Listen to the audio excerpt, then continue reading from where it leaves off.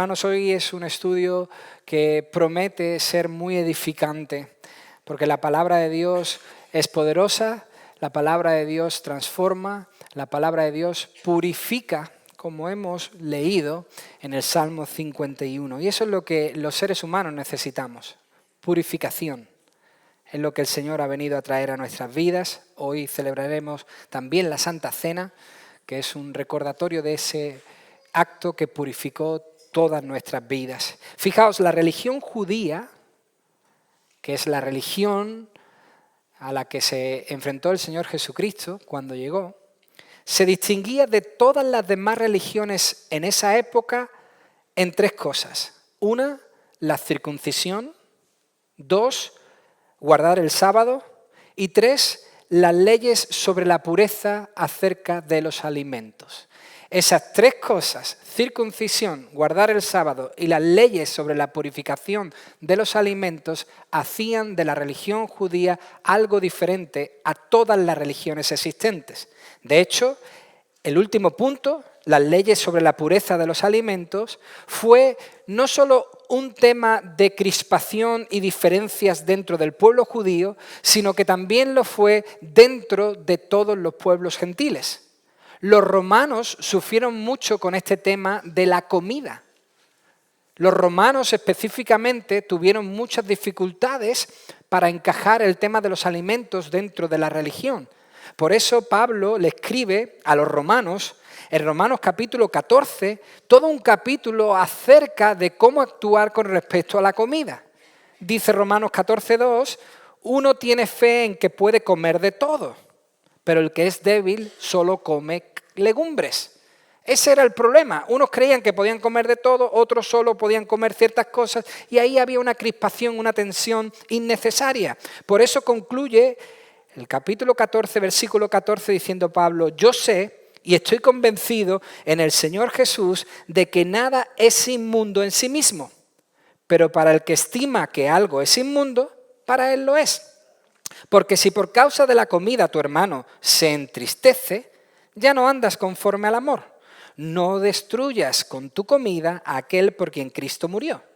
Y dice el versículo 17, porque el reino de Dios no es comida ni bebida, sino justicia y paz y gozo en el Espíritu Santo. Porque el que de esta manera sirve a Cristo es aceptable a Dios y aprobado por los hombres.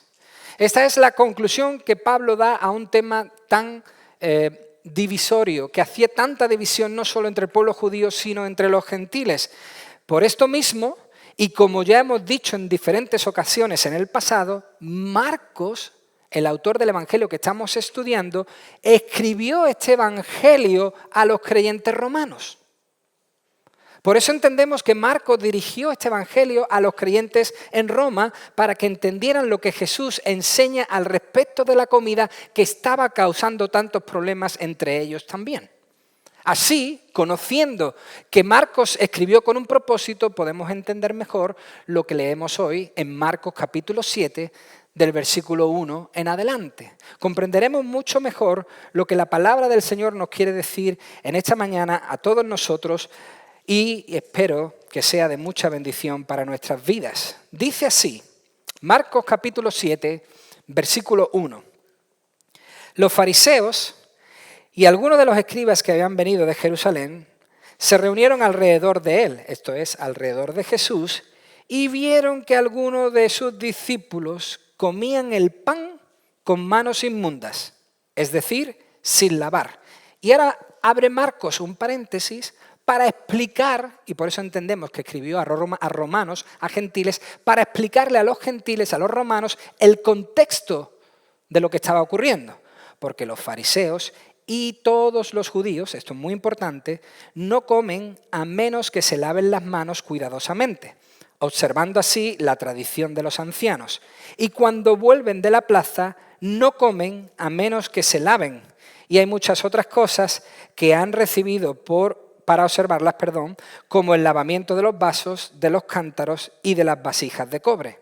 Entonces, ahora vuelve Marcos a la situación, a lo que se había creado, después de que los fariseos y escribas ven que los discípulos comen pan sin lavarse las manos antes, dice que los fariseos y los escribas le preguntaron a Jesús: ¿por qué tus discípulos no andan conforme a la tradición de los ancianos, sino que comen con manos inmundas? Y él les dijo: bien profetizó Isaías de vosotros, hipócritas. Vamos a orar y pidamos que el Señor nos enseñe acerca de esta lección tan importante. Padre, muchísimas gracias porque hoy podemos contemplar tu grandeza. Hoy nuevamente somos conscientes de que tú eres un Dios grande, que no hay otro como tú. Tú eres el Altísimo, tú eres el único, el verdadero, el creador del cielo y la tierra. Eres el Señor, dueño de todo lo que hay, eres soberano, eres el principio, el fin, el eterno. Señor, nosotros estamos delante del Dios que ha creado no solo lo que existe, sino en nuestras propias vidas. Señor, y lo has creado con un propósito. Uno de ellos, Señor, es que nosotros te rindamos honor y gloria. El principal es que te exaltemos y ahora lo queremos hacer poniendo atención a lo que tú dices. Queremos respetar tus palabras, queremos respetar lo que tú nos vas a comunicar. Y te pido, Señor, que nada lo interrumpa. Señor, que nuestra mente esté libre de pensamientos, de ruidos que impidan que escuchemos lo que tú quieres compartir. Te lo ruego, Señor, en el nombre de Jesús. Amén. Hermanos, ¿qué acabamos de leer? ¿Qué es lo que acabamos de leer aquí al principio del capítulo 7 de Marcos? ¿A qué nos enfrentamos hoy en nuestro estudio? Pues nos enfrentamos a un choque de trenes, a un choque de religiones, a una pregunta vital. ¿Cuál es la naturaleza de la verdadera religión? ¿Qué es la verdadera religión? ¿Cuál es la diferencia entonces entre la religión de los judíos y la que trajo Jesús? Ese es el choque, porque aquí en nuestro texto nos encontramos con la religión judía, arraigada y establecida a base de obras, que se preocupaba más por los actos externos, y por otro lado la religión verdadera que enseña la Biblia, la religión verdadera que trajo Jesucristo, donde se dice que se necesita nacer de nuevo para poder comprender el corazón, la esencia, el espíritu de la ley, para poder saber lo que Dios quiso decir en su palabra. Ese es el choque que vemos en Marcos capítulo 7, el choque de la religión tradicional judía y la religión verdadera que trajo Cristo. El tema de discordia, lo que hace que haya un choque, pues uno de los pilares que hemos dicho al principio, la pureza de los alimentos. Eso es lo que hace que haya aquí un colapso, un choque. Hermanos, las leyes sobre la comida inmunda o pura, que se dictan principalmente en Levíticos capítulo 11, eran simbólicas. Eran leyes acerca de la pureza de los alimentos, principalmente simbólica.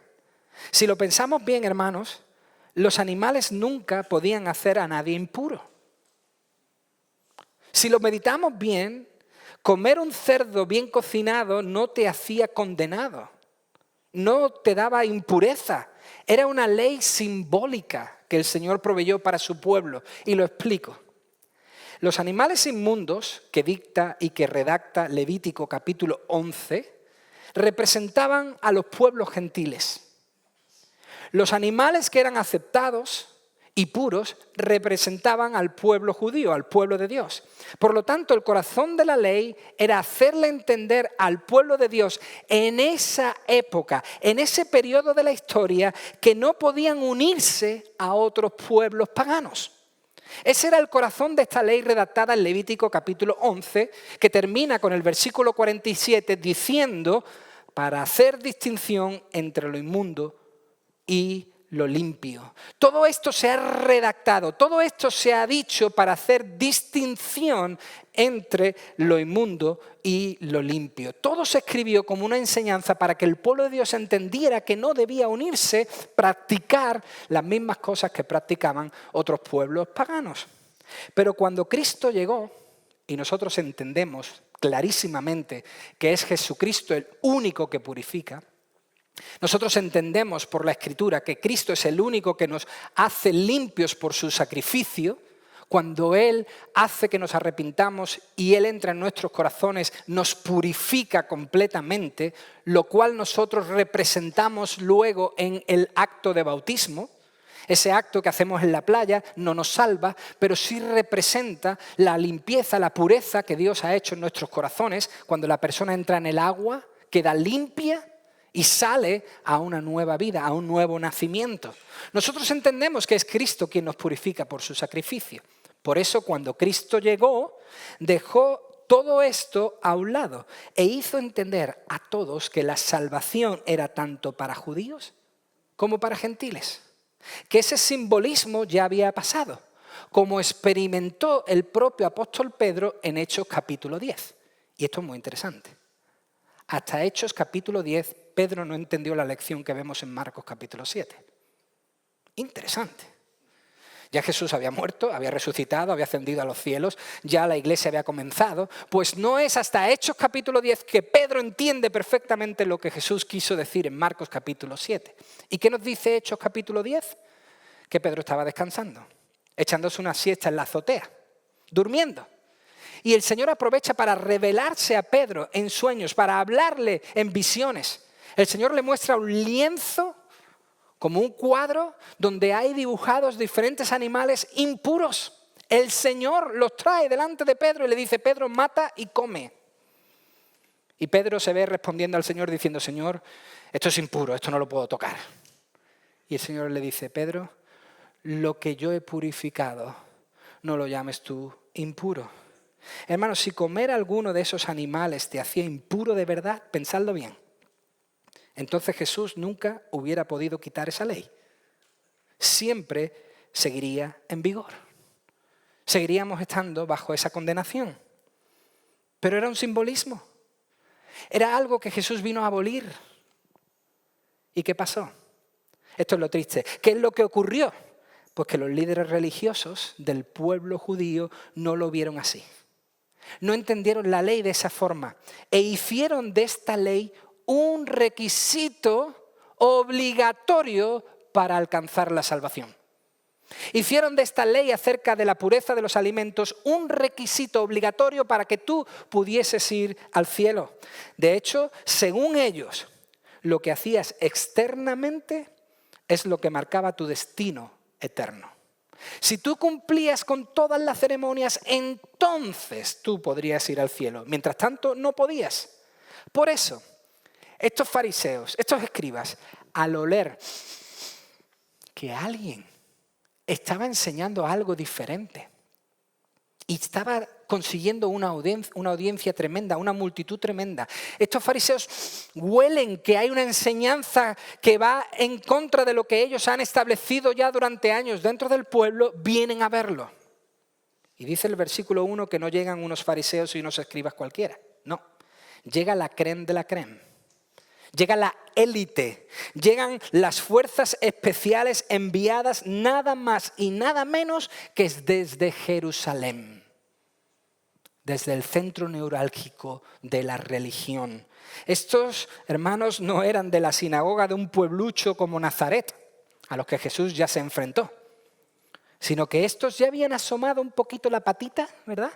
Estos ya se habían dejado ver y sin cortarse un pelo dijeron que Jesús hacía todos esos milagros porque estaba poseído por Belcebú, capítulo 3, versículo 22.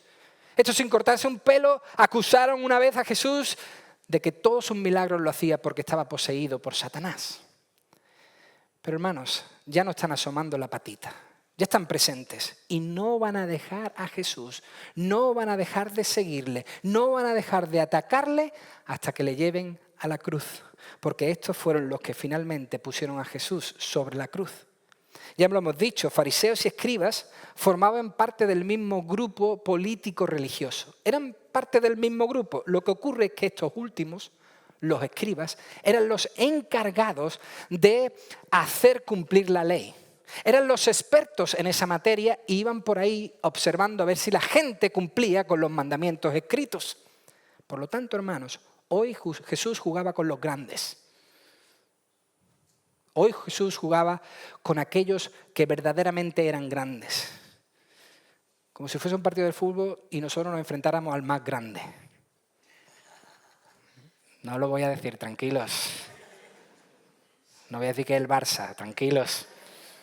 Igual, Jesús se enfrenta aquí a los más grandes. De hecho, se enfrenta a todo el sistema religioso establecido.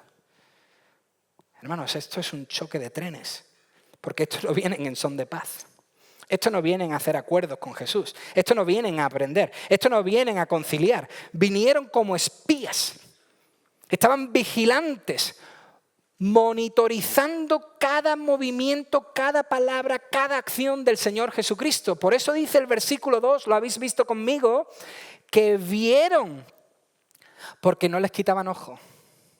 Vieron, observaron, espiaron que los discípulos de Jesús comían pan con manos inmundas. ¿Qué quiere decir eso? El propio versículo 2 lo explica. Sin lavarse.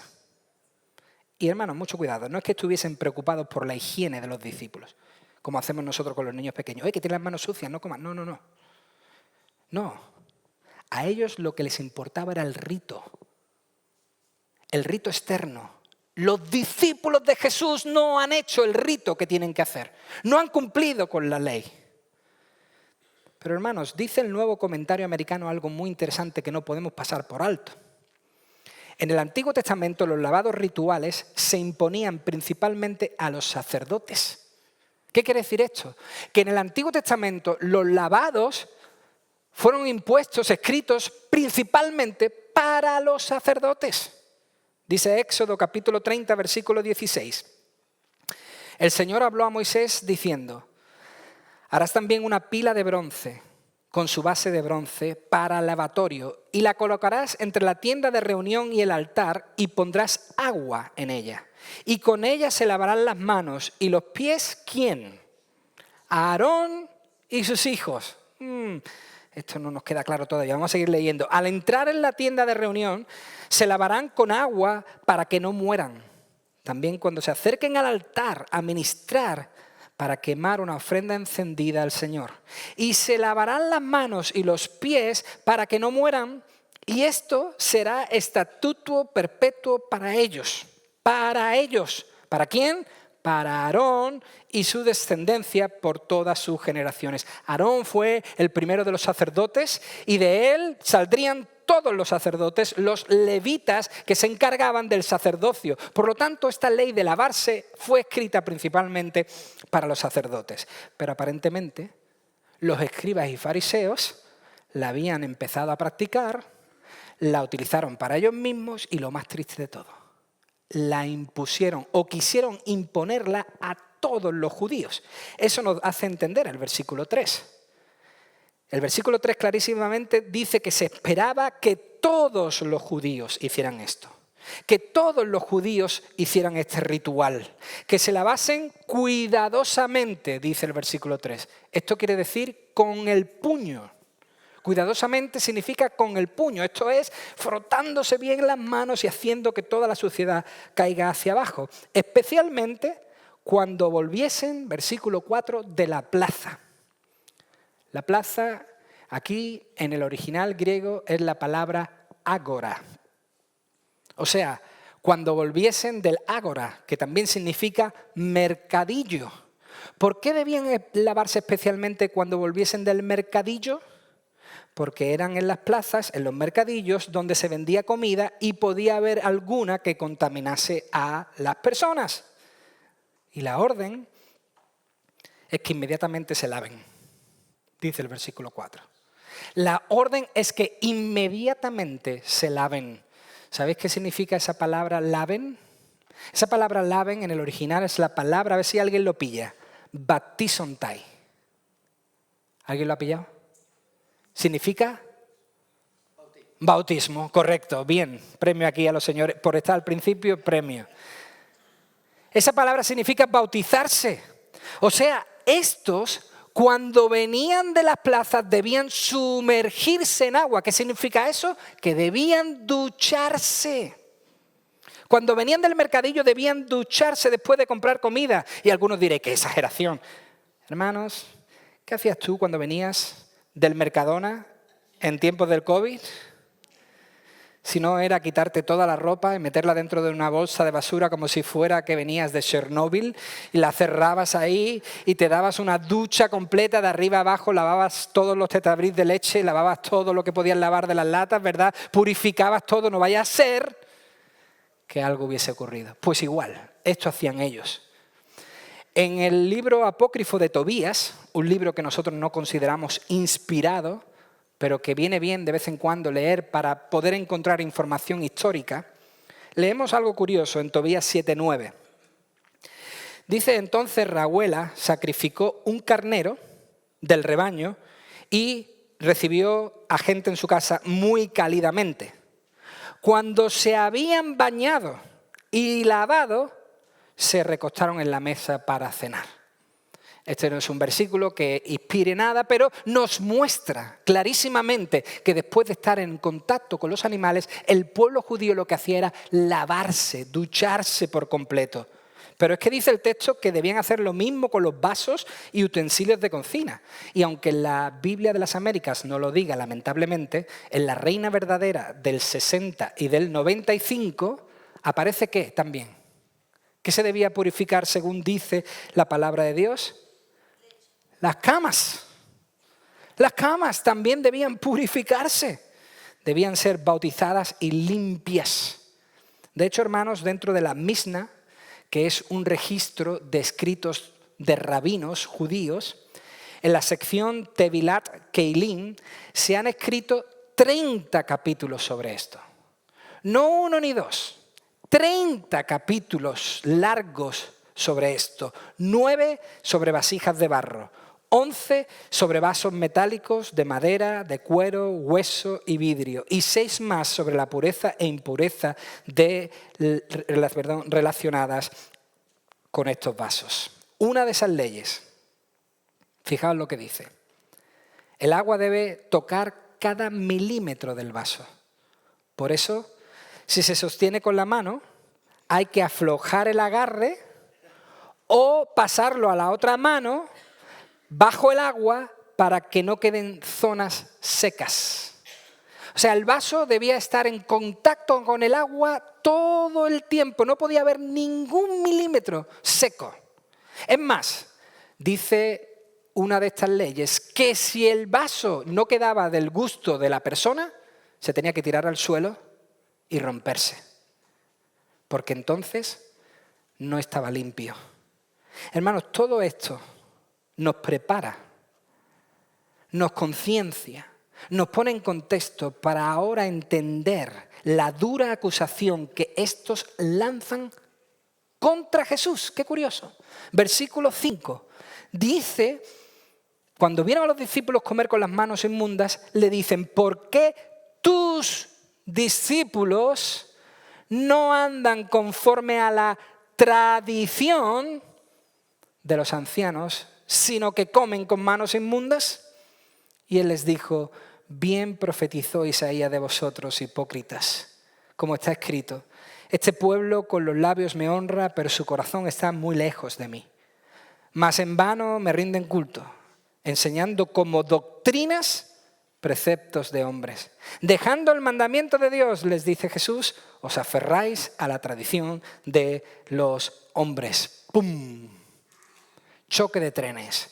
¡Pum! Saltó la chispa y llegó el colapso de religiones. ¿Por qué? Porque estos fariseos y escribas veían a Jesús como un rabí, como un maestro, como un rabino. Y por lo tanto, según pensaban ellos, él debió haber dicho algo.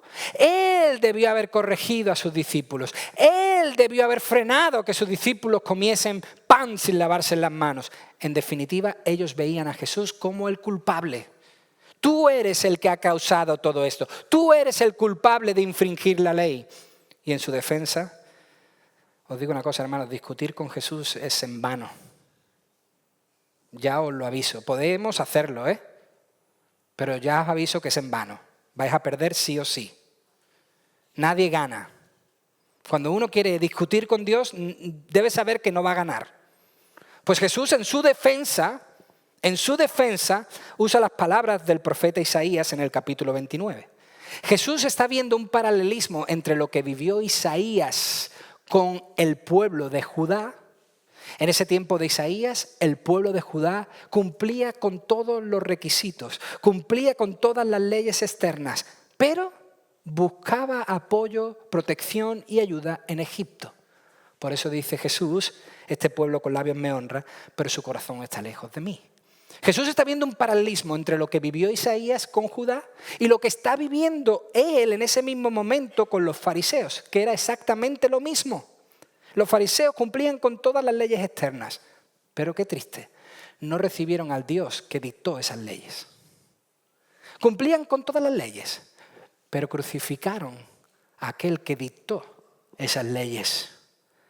Hermanos, ahora nosotros podemos saber cómo veía Jesús a los judíos, a los líderes judíos de su época, como un pueblo que hacía cosas externas, como un pueblo hipócrita que aparentaba, que tenía dos caras, que su corazón estaba lejos.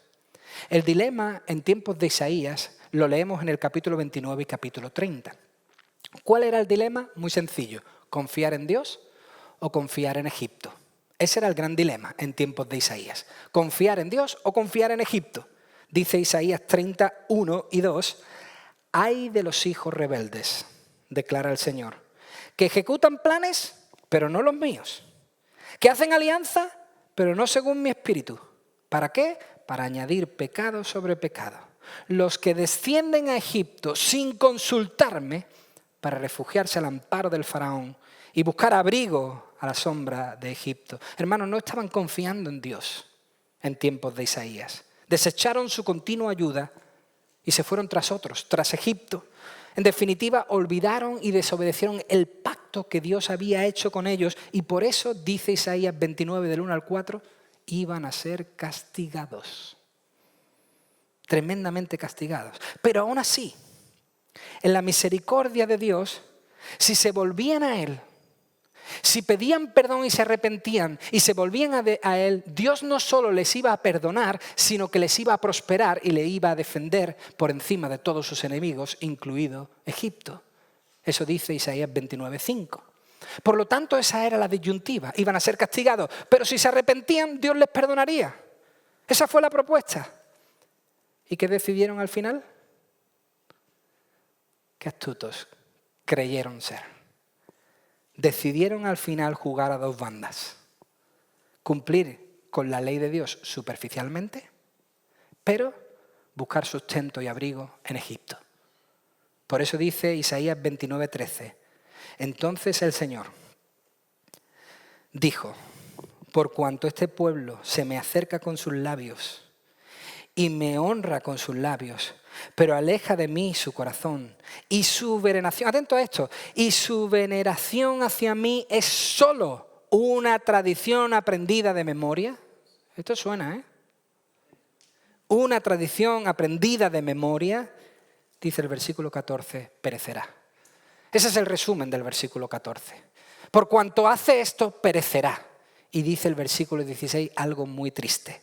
¡Qué equivocación la vuestra! ¡Wow! ¿Cuánto os habéis equivocado? Habéis dejado al Creador por la creación. Hermanos, esto es lo que está viendo Jesús en su tiempo. Exactamente lo mismo. La misma situación, el mismo contexto. Un pueblo que hace actos externos, pero su corazón está lejos de Dios. No habían entendido el sentido de la ley. No habían entendido el corazón, la esencia de la ley. Porque, hermanos, Dios nunca jamás se fijaba en lo externo. Siempre ha dejado Dios en su palabra que Él mira el corazón. ¿O no os acordáis? Cuando Dios le dice a Samuel, hey Samuel, ve a buscar al nuevo rey. Esta es la casa de un hombre llamado Isaí. Ve, porque Saúl ya no va a seguir siendo rey. Busca al siguiente. Y entonces Samuel va a la casa de Isaí. ¿Y qué hace Isaí? Razonable. Le muestra a su primer hijo, al primogénito. Y aparece un chico alto, fuerte. Y a Samuel se le hacen los ojos siribitas. Dice, este es rápido. Lo hemos encontrado. Enséñame otro. Oh, el segundo también muy fuerte. Este también podría ser. Entonces el Señor le dice, Samuel, un momento. Sal un momento que voy a comentarte un pequeño detalle que quizás no estás entendiendo, Samuel. Primera de Samuel 16:7. El Señor dijo a Samuel, Samuel, no mires a su apariencia, ni a lo alto de su estatura, porque lo he desechado. Pues Dios ve no como el hombre ve. Pues el hombre mira la apariencia exterior, pero el Señor mira el corazón. Este es el sentir, la naturaleza y la actuación de Dios con nosotros. Mira el corazón. Por eso Dios dijo a su pueblo en innumerables ocasiones en el Antiguo Testamento, Salmo 50, por ejemplo, versículo 5, el Señor dijo, juntadme a mis santos, los que han hecho conmigo pacto con sacrificio. Dice el versículo 8, hey, no te reprendo por tus sacrificios, ni por tus holocaustos, que están continuamente delante de mí. Hey, vosotros que habéis sido convocados, no voy a reprender por vuestros sacrificios y por vuestros holocaustos. Estos continúan, estos están ahí. No paráis de hacer sacrificios. Versículo 14. Pero ofrece a Dios sacrificio de acción de gracias y cumple tus votos al Altísimo e invócame en el día de la angustia y yo te libraré y tú me honrarás. El Señor definitivamente le dice a su pueblo, dadme vuestro corazón, no vuestros animales. No quiero vuestros animales, quiero vuestros corazones. El Salmo 51 que hemos leído se ha parado en el versículo 10. Pero estoy seguro que todos vosotros sabéis lo que dice el 16 y el 17, ¿verdad? Porque no te deleitas en sacrificio. De lo contrario, yo lo ofrecería.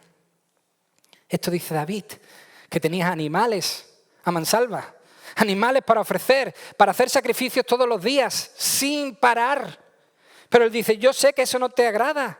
No te agrada el holocausto. ¿Qué es lo que te agrada? Los sacrificios de Dios son el espíritu contrito. Al corazón contrito y humillado, oh Dios, no despreciarás. Dadme vuestros corazones, no quiero vuestros animales. Dadme vuestros corazones, no quiero vuestras manos alzadas, vuestras palmas, vuestra asistencia a las iglesias, quiero vuestros corazones. Efectivamente, si uno tiene el corazón en las manos adecuadas, vendrá a la iglesia, levantará sus manos y ofrecerá adoración adecuada. Pero al contrario no sirve, hermanos. Esto es lo que hacían en el reino de Judá. Versículo 7, enseñaban doctrinas de hombres. O sea, pusieron la doctrina de hombre por encima de la palabra de Dios. Esto es parecido a lo que la Iglesia Católica hace con el dogma. Esto es lo que dice la Iglesia Católica y esto es lo que hay que hacer. Hermanos, así es como ellos estipularon que se adora a Dios. Y como he dicho, lamentablemente eso todavía está entre nosotros. Y tenemos que intentar aprender que eso no es correcto. Ven a la iglesia, asiste a todas las reuniones, bautízate, da tu ofrenda y listo. Por lo tanto, ya eres salvo. Y no, hermanos, no es así. Eso solo está bien si sale de un corazón adecuado. Hermanos, eso no puede ser porque eso no es verdadero temor de Dios, como dice el versículo. Y Jesús de un plumazo, con una sola frase, acaba de afirmar que la observancia externa, los ritos externos, en ningún momento pueden sustituir a la piedad interna. No puede ser.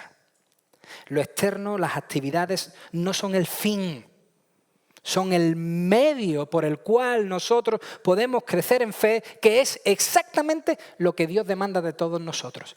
Confianza, fe, creer. Estas actividades nos ayudan a crecer en esa fe que nace del corazón. Hermanos, si os habéis dado cuenta, lo que Dios dice en su palabra se convierte en ¿qué? Mandamiento. Lo que el hombre dice se convierte en tradición. Esa es la diferencia. Por eso en el versículo 8 leemos que al aferrarse a la tradición se olvidaron del mandamiento. Al aferrarse al hombre, al poner al hombre por encima, se olvidaron de Dios. Y Jesús les dice, ¿os habéis enfocado tanto en lo externo, a la tradición de los hombres, que os habéis olvidado de lo que significa la verdadera religión? Si yo pregunto ahora, ¿qué es la verdadera religión? ¿Tú sabrías responder? Jesús ya lo ha dicho. Pero por si acaso, el comentarista Franz nos lo va a dejar claro, clarísimo, para que nadie salga de aquí preguntándose ¿qué es la verdadera religión? Dice Franz, la verdadera religión se centra en Dios. La verdadera religión se centra en Dios, no en ninguna actividad puramente humana.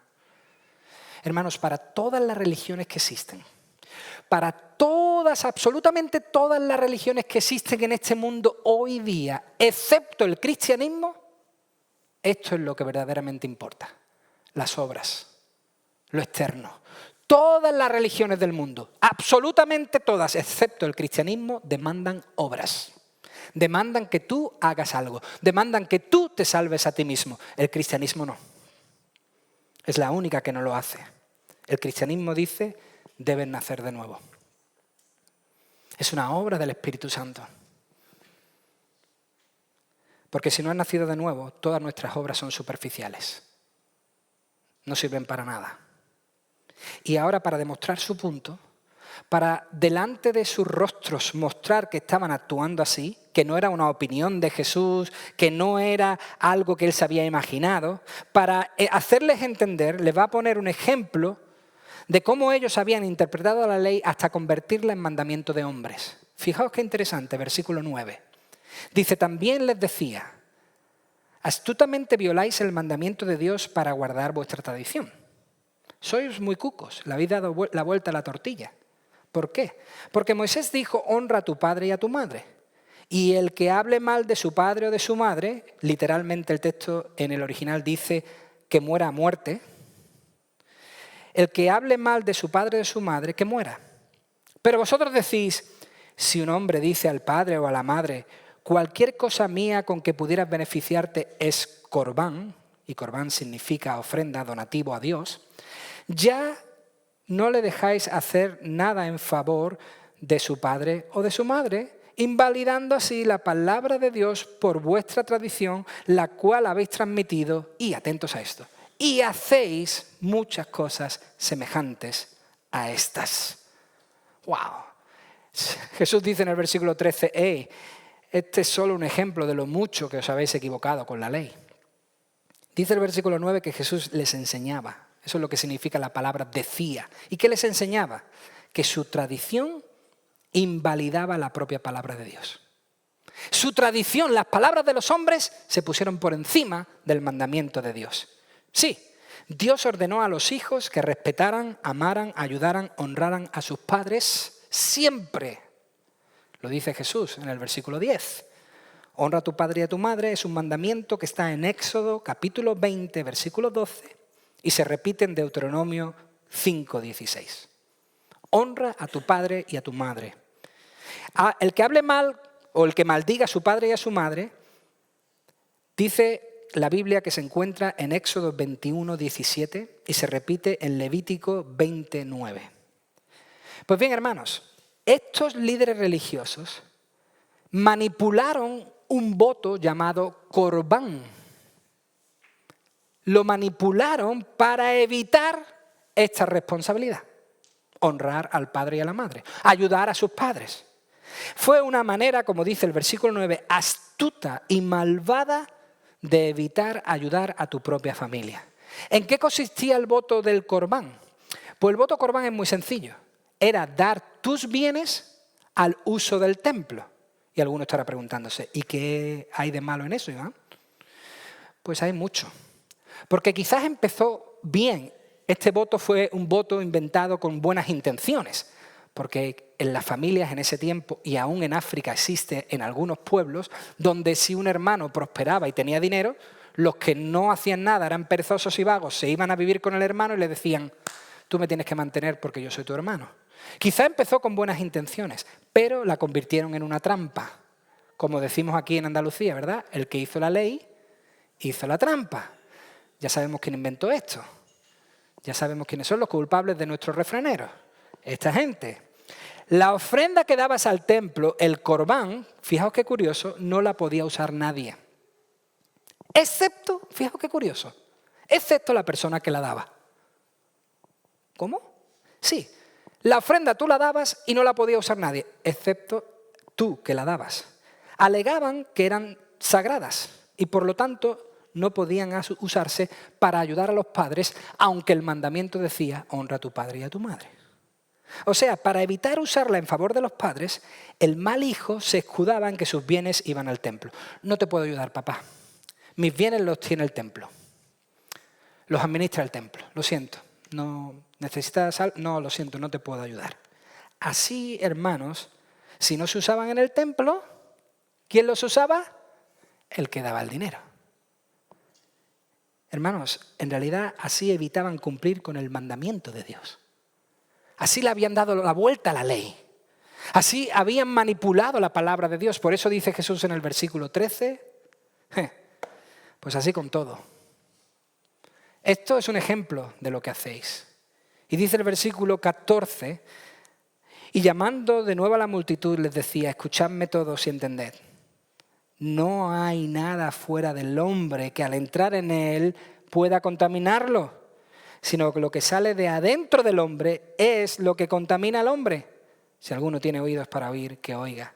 Y cuando dejó a la multitud y entró en la casa, sus discípulos le preguntaron acerca de la parábola. Y él les dijo, ¿también vosotros sois tan faltos de entendimiento? ¿No comprendéis que todo lo que de afuera entra al hombre no le puede contaminar porque no entra en su corazón sino en el estómago y se elimina? Declarando así limpios todos los alimentos. Jesús apunta a algo muy importante. No basta con oír. Dice el versículo 14, hay que entender. No basta con oír, hermanos, hay que entender.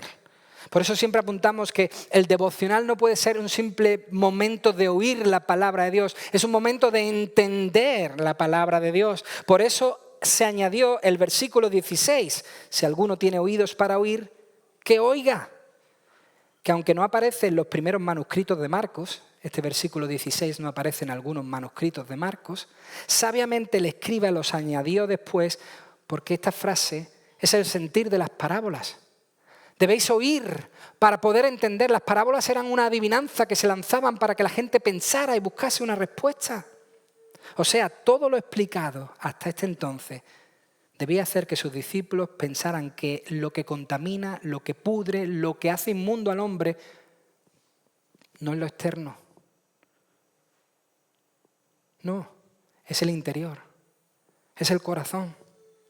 Pero parece que los discípulos no lo habían pensado bien. No lo habían meditado lo suficiente. De ahí la respuesta de Jesús en el versículo 18. ¿Vosotros también? ¿Vosotros también no lo comprendéis? Ellos debieron haberlo entendido, pero no lo hicieron. Y el mensaje no puede ser más claro. Con respecto a la pureza de los alimentos, el mensaje rotundo y contundente. Dice el versículo 19 que Jesús declaró limpios todos los alimentos. Jesús quería hacer entender que la ley sobre los alimentos era simbólica, era una enseñanza, era una imagen y no algo literal. Hermanos, si lo pensamos bien, todo lo que Dios ha creado es... ¿Cómo? Limpio, bueno, puro, perfecto. Todo lo que Dios ha creado es puro. ¿Cómo va a hacer algo impuro al hombre? Como Pablo dice en 1 Corintios 10, si participo con la comida con agradecimiento, si doy gracias, ¿por qué he de ser censurado a causa de aquello por lo cual doy gracias? Entonces, ya sea que comáis, que bebáis o que hagáis cualquier otra cosa, hacedlo todo para la gloria de Dios. Esa es la clave. Hacerlo todo para la gloria de Dios. Ese es el corazón adecuado. Esa es la idea de la ley. Hay que hacer todo para la gloria de Dios. Lo que nos contamina no es lo que está ahí afuera, es lo que está aquí adentro. Esto es lo que está contaminado. Es nuestro corazón lo que necesita un Salvador, no nuestros actos. Es nuestro corazón lo que necesita ser cambiado de piedra a uno de carne. Y termina Jesús con el versículo 20 diciendo... Y decía, lo que sale del hombre es lo que contamina al hombre. Porque de adentro, del corazón de los hombres, del interior del hombre, salen los malos pensamientos, fornicaciones, robos, homicidios, adulterios, avaricias, maldades, engaños, sensualidad, envidia, calumnia, orgullo e insensatez. Todas estas maldades de adentro salen y contaminan al hombre. Estas no son las únicas maldades, evidentemente. Estas son unas, pero todas ellas salen del mismo lugar, del corazón del hombre. Y qué interesante. A la primera que hace referencia a Jesús, versículo 21, a los malos pensamientos, a la mente. Por eso es lo primero que quiere cambiar Dios, nuestra manera de pensar. Eso es lo que significa arrepentirse, cambiar nuestra manera de pensar, leer en las Escrituras lo que Dios dice, ver que yo estoy equivocado y entonces entender que no debo ir por ese camino, que debo cambiar mi pensamiento y que debo ir por el camino que Dios me marca. Y una vez que nos arrepintamos, una vez que eso ocurra en nuestras vidas, que es una obra del Espíritu Santo que nos hace entender que el camino por donde vamos está mal, no agrada a Dios y no nos bendice, no nos ayuda, no nos beneficia, cuando entendamos eso es que entonces entenderemos que es bueno y que es malo, que es correcto y que es incorrecto, que contamina y que no, o más bien que hace inmundo y que no hace inmundo. Sabremos que la inmoralidad sexual, el robo, el asesinato, estar con la mujer o el hombre de otros, la mala ambición y la mala intención, la mentira, el desenfreno, el mal de ojo, el difamar, la arrogancia, la tontería, todo esto es lo que el Señor Jesús ha dictado aquí. Sabremos que todo esto sale de nuestro corazón, por lo tanto en nuestro corazón lo que necesita ser sanado y no nuestros actos. Porque estas cosas son las que destruyen la relación de una persona con Dios y no lo externo. Hermanos, lo externo por sí solo ni gana ni quita.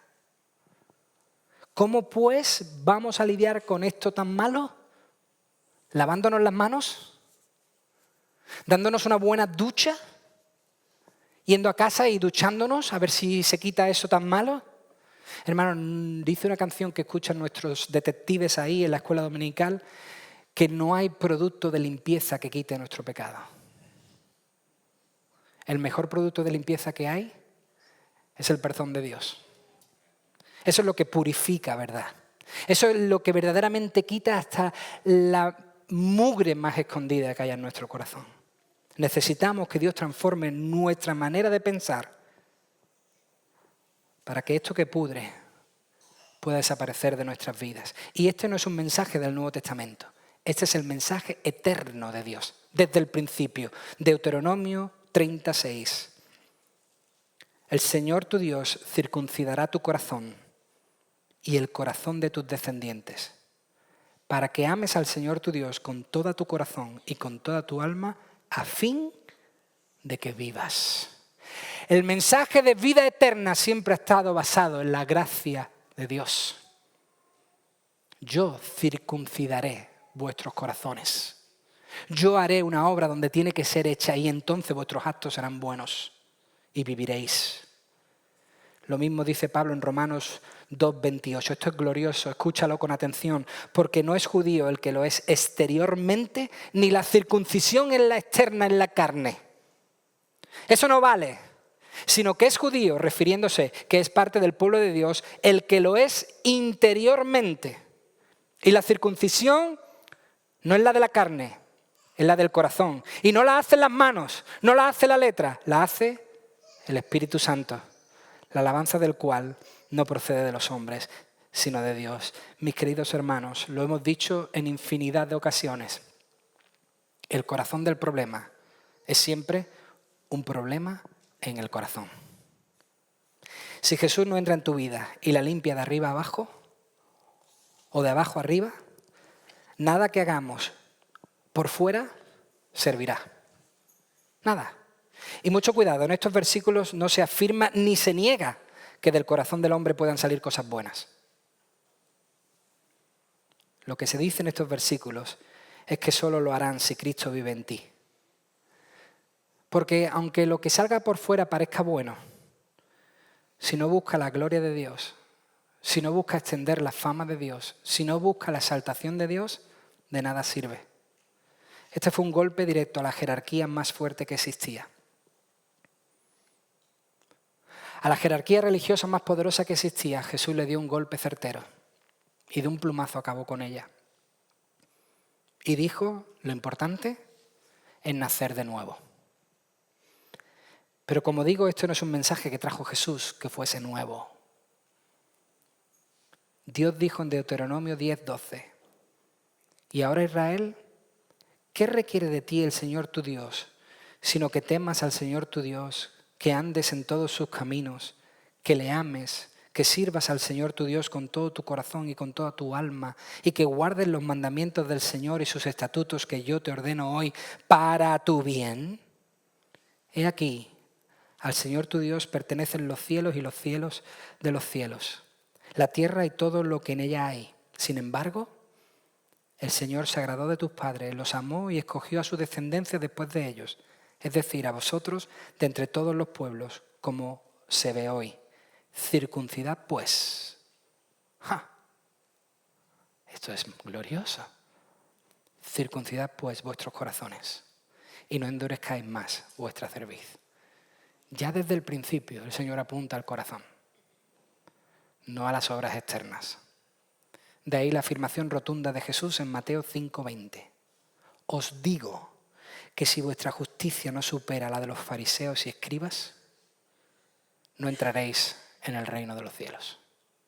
Si vuestra justicia no es la justicia de Cristo, no entraréis en el reino de los cielos. Si vuestra justicia es como la de los fariseos, que creyendo que haciendo actos externos se va al cielo, os digo una mala noticia, así no se va al cielo. Si vuestra justicia no supera la justicia de los escribas y fariseos, no podremos ir a la presencia de Dios. Es solo a través del sacrificio de nuestro Señor Jesucristo que somos justificados. Entonces es cuando nuestra justicia es aceptada por Dios. Entonces Dios te mirará y verá a una persona que ha vivido como Cristo vivió, perfectamente. Y podremos entrar. Lo triste es que los cristianos hoy podemos caer en el error de lo mismo que acusó Jesús a los escribas y fariseos de hacer. Enfatizar la letra e ignorar el espíritu de la letra. Quiera Dios circuncidar nuestros corazones con su Espíritu Santo. Quiera el Señor circuncidar nuestro corazón, arrancar el pecado por el sacrificio de Cristo y que podamos vivir bajo su gracia y no bajo vuestras obras, como dice la Escritura. Quiera Dios que vivamos bajo la gracia de Dios y no pensando que nuestras obras de algún modo nos dan esa salvación. Nuestras obras son buenas si salen de un corazón bueno, porque la obra de Dios es de dentro a fuera. Es perfecta. Luego las obras serán buenas, agradarán a Dios, a los que estamos llamados a hacer buenas obras, pero solo serán buenas si sale de un corazón transformado y tocado por el poder del Espíritu Santo. Dios quiera que ese sea tu caso. Si no, nada de lo que hagas va a servir. Padre, gracias. Gracias por tu poderosa, bendita palabra, Señor. Gracias, Señor, por tu salvación. Hoy nos gozamos en tu salvación. Agradecemos profundamente que nos hayas salvado, que nos hayas redimido, que hayas circuncidado nuestros corazones. Yo te pido, Señor, que hoy todos salgamos de aquí con esa certeza, que te pertenecemos a ti, que tú eres nuestro Señor y nuestro Salvador. Dispón nuestros corazones ahora a poder recordar y celebrar con gozo lo que tú has hecho en cada uno de nosotros a través de Jesucristo y su sacrificio. Oh Padre, ten misericordia, bendice a esta tu iglesia y que podamos, Señor, hacer obras que te agraden porque salgan de un corazón que ha sido tocado y transformado por ti. En el nombre de Jesús. Amén.